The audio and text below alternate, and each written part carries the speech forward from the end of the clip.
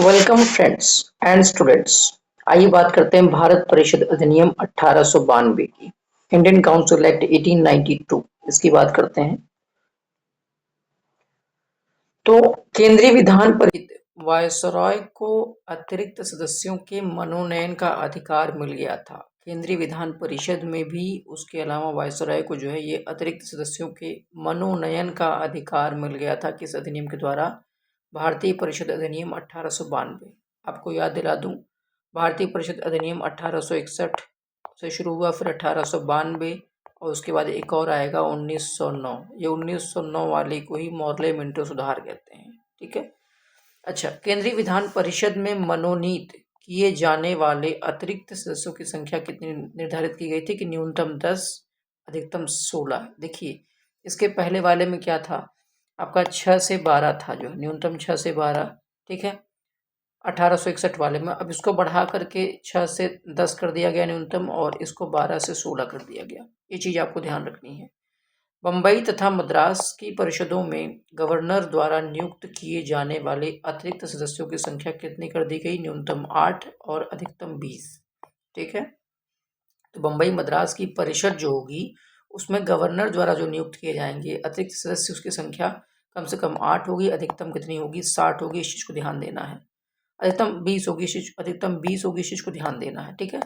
आगे देखते हैं, बंगाल प्रांत की परिषद में, बंगाल प्रांत की परिषद में जो है गवर्नर द्वारा नियुक्त किए जाने वाले अतिरिक्त सदस्यों की संख्या कितनी हो गई? अधिकतम 20। इसमें अधिकतम 20 होंगे। ठीक है। तो ये वही सेम चीज़ है, यहाँ न्यूनतम की बात नहीं की गई थी, लेकिन अधिकतम की बात कर दी गई थी। कितनी? अधिकतम 20 होंगे। ठीक है, बंगाल में। और भी बम्बई और इसके पीछे में देखा जो इसके, इसमें न्यूनतम 8 और अधिकतम 20। केंद्रीय विधान परिषद में अतिरिक्त सदस्यों का निर्धारित कार्यकाल कितना था? ये 2 वर्ष था। केंद्रीय विधान परिषद में अतिरिक्त सदस्यों का जो निर्धारित कार्यकाल था वो 2 जो है। और इसी को कंटिन्यू करते हैं। केंद्रीय विधान परिषद में अतिरिक्त सदस्यों के निर्वाचन हेतु कौन सी रीति अपनाई गई थी? अब निर्वाचन के लिए कौन सी नीति थी? परोक्ष निर्वाचन नीति थी। ठीक है ना। मतलब कि निर्वाचन की बात हुई थी, इलेक्शन की बात हुई थी, लेकिन परोक्ष। ठीक है ना, परोक्ष निर्वाचन की बात हुई थी। किस अधिनियम द्वारा केंद्रीय तथा प्रांतीय दोनों विधान परिषद के सदस्यों को बजट पर बहस करने एवं प्रश्न पूछने का अधिकार दिया गया था? भैया प्रश्न भी पूछो, बहस भी करो। किसमें? भारत परिषद अधिनियम 1892 द्वारा। लेकिन एक चीज और, अनुपूरक प्रश्न, अनुपूरक प्रश्न जो था वो उसकी अनुमति नहीं थी। अनुपूरक प्रश्नों की अनुमति नहीं थी। ठीक है ना। मतलब कि जैसे मान लिया आपने कोई प्रश्न पूछा, सामने वाले ने कुछ उत्तर दिया, तो आपको अगर संतुष्टि नहीं मिली तो उसके बाद उसके दोबारा उस मतलब कि फिर दोबारा भी आप असंतुष्ट हैं तो उसका मतलब आप दोबारा उससे क्रॉस क्वेश्चन नहीं कर सकते। अनुपूरक प्रश्न पूछने की जो है आज़ादी नहीं थी। यानी कि बजट पर बहस कर सकते हो, लेकिन प्रश्न भी पूछ सकते हो, लेकिन अनुपूरक प्रश्न पूछने की का अधिकार नहीं था। 1892 के अधिनियम के अंतर्गत नवीन विधि निर्माण, नया जो विधि मतलब कानून निर्माण के तहत जो प्रांतीय व्यवस्थापिका थी सभाओं के लिए अनिवार्य क्या था?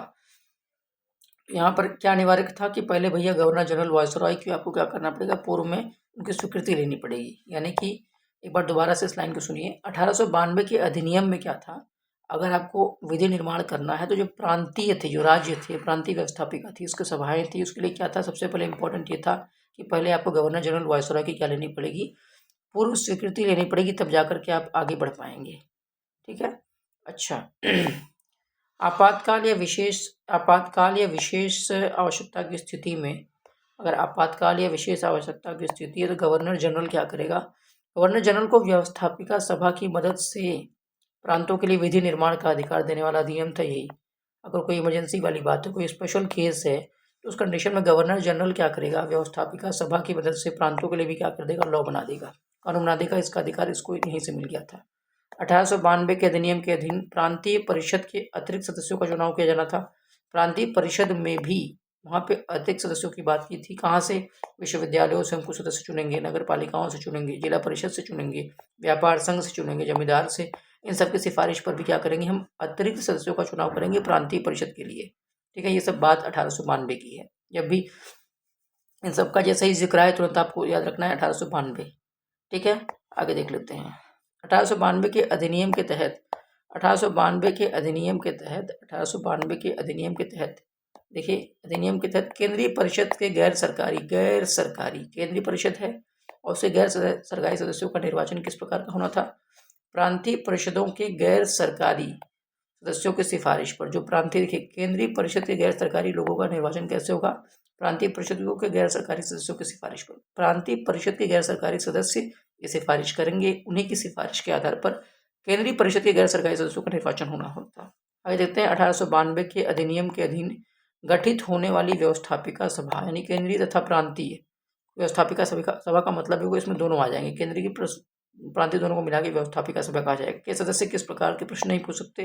बता चुका हूं। पूरक प्रश्न पूछेंगे तथा तर्कपूर्ण प्रश्न जो है नहीं पूछ सकते। पूरक प्रश्न, अनुपूरक प्रश्न जो भी कह सकते हैं, आप तर्कपूर्ण प्रश्न नहीं कर सकते, क्रॉस क्वेश्चन नहीं कर सकते, इस चीज को ध्यान देना है। क्रॉस क्वेश्चन मना था। 1892 के अधिनियम द्वारा स्थापित व्यवस्थापिका सभा, यानी व्यवस्थापिका सभा समझ रहे हो आप, इसमें दोनों थे, केंद्रीय सभा तथा प्रांतीय सभा। सभाओं का वास्तविक स्थिति क्या थी? परामर्श, ये सिर्फ और सिर्फ नाम के थे, ये सिर्फ परामर्शदात्री परिषद जैसी थी। इनको मतलब कि इन्होंने कोई सजेशन दिया तो हो सकता है कि सजेशन को मान लिया जाए, सुझाव को मान लिया जाए, हो सकता है न भी माने, लेकिन बाध्यकारी नहीं था।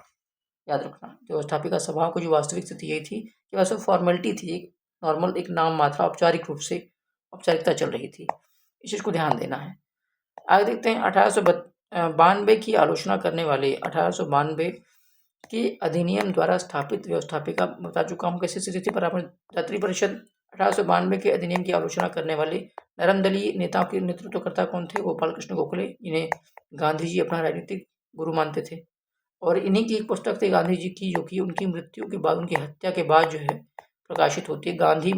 Gokhale my political Guru, Gokhale my political गुरु, इस किताब का आप नाम नोट कर लीजिए, पॉलिटिकल गुरु जो है, ठीक है ना। ये पुस्तक है गोखले मैं यहाँ लिख दे रहा हूँ नीचे, गोखले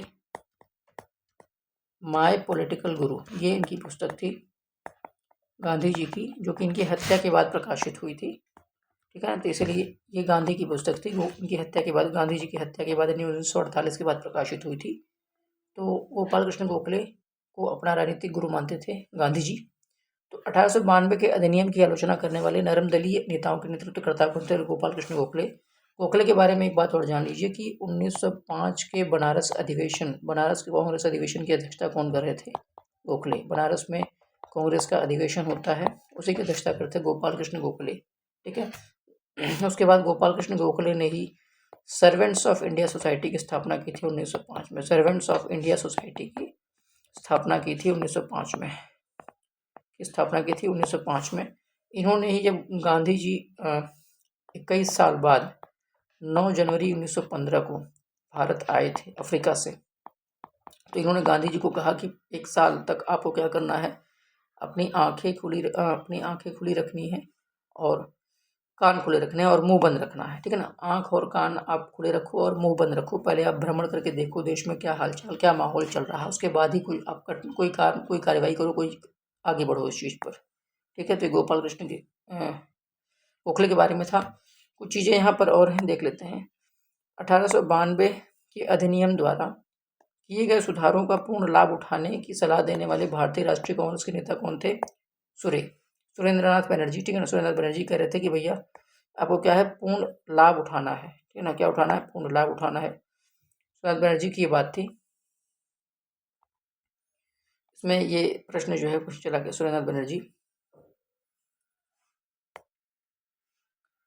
यहाँ पर कुछ मिसप्रिंट हो गया, सुरेंद्रनाथ बनर्जी की बात हो रही है। 1892 के अधिनियम द्वारा किए गए सुधारों का पूर्ण लाभ उठाने की सलाह देने वाले भारतीय राष्ट्रीय कांग्रेस के नेता कौन थे? सुरेंद्रनाथ बनर्जी, जिससे मैं बता चुका हूँ, इन्हें राष्ट्रगुरु भी कहा जाता था, राष्ट्रगुरु, ठीक है। उसके बाद इंडियन एसोसिएशन के संस्थापक थे 1876 में, और इंडियन नेशनल एसोसिएशन की भी स्थापना, वही सेम चीज़ है, इसकी भी स्थापना किसने की थी? सुरेंद्रनाथ बनर्जी ने की थी, ठीक है। 1892 के अधिनियम के अधीन गठित होने वाली केंद्रीय परिषद के सदस्य बनने वाले प्रमुख भारतीय नेता कौन थे? तो 1892 में जो अधिनियम के अधीन एक क्या हुआ था, केंद्रीय परिषद का गठन हुआ था। उसके प्रमुख भारतीय नेता थे गोपाल कृष्ण गोखले, राज बिहारी बोस तथा सुरेंद्रनाथ बनर्जी। ये 3 लोग थे। ध्यान दें फिर एक बार दोबारा से इसको। 1892 के अधिनियम के अधीन, इसी के अधीन एक केंद्रीय परिषद बनी थी। उसके सदस्य में कौन कौन थे कांग्रेसी? गोपाल कृष्ण गोखले, राज बिहारी बोस तथा सुरेंद्रनाथ बनर्जी। मैं कांग्रेसी बोले, वो गलती हुई है, कांग्रेसी नहीं बोलना, भारतीय नेता कौन थे? तो गोपाल कृष्ण गोखले, रासबिहारी बोस और सुरेंद्रनाथ बनर्जी। गोपाल कृष्ण गोखले के बारे में बता चुका हूँ, गांधी के राजनीतिक गुरु, ठीक है ना। रासबिहारी बोस के बारे में आगे हम जिक्र करेंगे, और सुरेंद्रनाथ बनर्जी के बारे में हमने काफ़ी कुछ जाना। सुरेंद्रनाथ बनर्जी के बारे में थोड़ा सा हम और जान लेते हैं, इसके बारे में थोड़ा सा हम और जान लेते हैं। भारत परिषद अधिनियम 1892 के बारे में। भारत परिषद अधिनियम 1892 है, इसको जो है भारत के सचिव उस वक्त कौन थे? भारत सचिव उस वक्त कौन थे? Lord cross. भारत सचिव कौन थे उस वक्त? Lord cross. लॉर्ड क्रॉस इन्होंने प्रस्तुत किया था, तथा इसकी रूपरेखा लॉर्ड डफरिन ने तैयार की थी। क्रॉस ने इसको प्रस्तुत किया था, लेकिन इसकी जो रूपरेखा है इसे किसने तैयार की थी? Lord Dufferin. वही डफरिन जो कांग्रेस की स्थापना के समय भारत का वायसरॉय था। कब से कब तक था भारत का वायसरॉय? 1884 से 1888 तक, याद रखिए। इसी ने इसको प्रस्तुत किया था, ठीक है ना। रूपरेखा इसने तैयार की थी, प्रस्तुत किया था किसने? सचिव लॉर्ड क्रॉस ने, ठीक। अच्छा, भारत सरकार की विधि परिषद, एक विधि परिषद थी, उसमें क्या था? अतिरिक्त सदस्यों की संख्या 10 से करने के, अभी मैं आपको बता चुका हूँ, बस रिपीट करा रहा हूँ। 10 से क्या कर दिया गया? 16 कर दिया गया। 10 से 16 कर दिया गया, इस चीज को ध्यान रखना। 10 से क्या कर दिया गया? जो विधि परिषद, उसको 16 कर दिया गया, चीज़ आपको बता चुका हूँ। उसके अलावा न्यूनतम इसमें क्या था? 40% गैर सरकारी लोगों का होना आवश्यक था। गैर सरकारी सदस्य जो थे उनको अप्रत्यक्ष निर्वाचन प्रारंभ हुआ। इस प्रकार भारत में पहली बार, अगर कोई पूछे कि पहली बार चुनावी प्रक्रिया कब शुरू हुई, तो कब? ये 1892 के समय, लेकिन ये कैसी थी? अप्रत्यक्ष। उसके बाद विधि निर्मात्री संस्थाओं को प्रश्न पूछने, बजट पर बहस करने की इसका सीमित रूप से अधिकार दिया गया, बता चुका हूँ। पूरक प्रश्न या तर्क वाला प्रश्न पूछने को मना था।